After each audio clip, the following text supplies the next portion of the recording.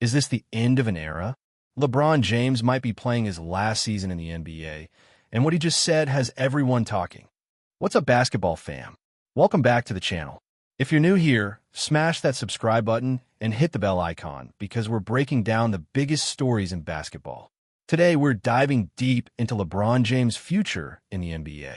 After 23 incredible seasons, yes, you heard that right, 23 seasons, the king himself is keeping everyone guessing about whether he'll hang up his jersey after this year. Let's break it all down. So here's where we are right now. LeBron James has officially played more NBA seasons than anyone in league history. 23 seasons. That's not just a number. That's a testament to longevity, dedication, and an almost superhuman ability to stay elite.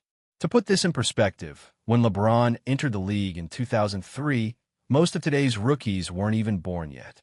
He's played against multiple generations of players. He's seen the game evolve from ISO-heavy play to the three-point revolution we're watching today. But here's the thing that's got everyone's attention. LeBron himself hasn't committed to coming back next season.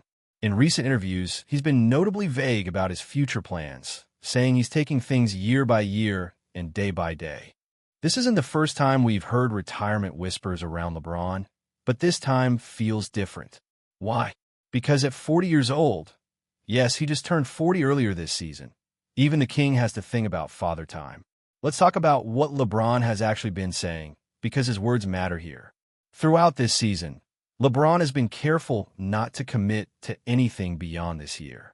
When asked directly about retirement, he said things like, "I don't know, and we'll see how I feel." That ambiguity is what's fueling all this speculation.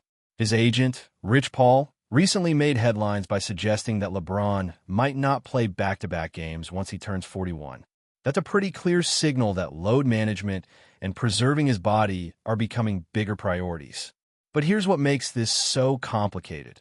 LeBron is still playing at an incredibly high level. We're talking about a guy who's averaging over 20 points per game, still facilitating at an elite level, and making all-NBA caliber plays night after night.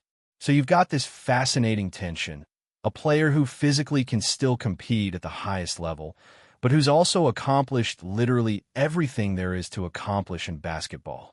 For championships, for MVPs, all-time leading scorer, and now the record for most seasons played. What's left to prove? So what's actually going to influence LeBron's decision?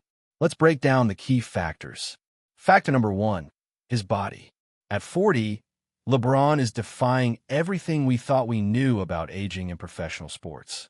But even he's not immune to wear and tear. We've seen him manage minor injuries this season, and the Lakers have been strategic about his rest days. The question is, how much longer can he maintain this level before his body says enough? Factor number two, family. This might be the biggest one. LeBron just made history playing alongside his son Bronny this season, the first father-son duo to play together in NBA history. That's a moment that'll live forever. For a guy who's always valued family above everything, achieving that dream might feel like the perfect bookend to his career. Factor number three, competitive fire. Here's where it gets interesting. LeBron is one of the most competitive athletes we've ever seen. Does he want to walk away while he can still dominate? Or does he want to chase one more championship? The Lakers' current roster situation plays into this. If they can build a true contender around him and Anthony Davis, that might convince him to run it back. Factor number four, his All-NBA streak ***. LeBron has made an All-NBA team for 20 consecutive years, the longest streak in NBA history. To keep that alive, he can only miss a few more games this season. Does that record matter to him? It might influence how he approaches the rest of this year and whether that affects his retirement timeline. Let's play this out. What happens if LeBron James actually retires after this season? First, the Lakers would enter a complete rebuild mode. Anthony Davis would become the unquestioned number one option, and the front office would need to figure out how to build around him without LeBron's gravity and playmaking. But the bigger question is what it means for the NBA as a whole. LeBron isn't just a great player. He's been the face of the league for nearly 2 decades. His retirement would mark the end of an era that included him and players like Kobe Bryant, Tim Duncan, and Dwayne Wade. The league would fully transition to the next generation, Giannis, Luka, Tatum, Wembanyama, and others. That's not a bad thing. The NBA's future is bright, but it would undeniably feel different without LeBron James. From a cultural standpoint, LeBron's impact goes way beyond basketball. His activism, business ventures, and media presence have made him one of the most influential athletes in history. His retirement from basketball wouldn't mean he disappears, but it would change how we see him. So where does that leave us? The truth is, nobody knows what LeBron will decide. Probably not even LeBron himself right now. He's taking it season by season, game by game, and that uncertainty is part of what makes this so compelling.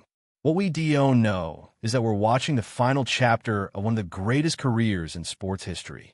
Whether this is his last season or he plays 2 or 3 more years, we need to appreciate every moment we have left watching the King play basketball.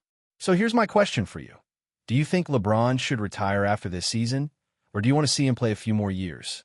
Drop your thoughts in the comments below. I read every single one. If you enjoyed this breakdown, give this video a thumbs up, subscribe to the channel if you haven't already, and turn on notifications so you never miss our basketball coverage. Thanks for watching, and I'll catch you in the next one. Peace.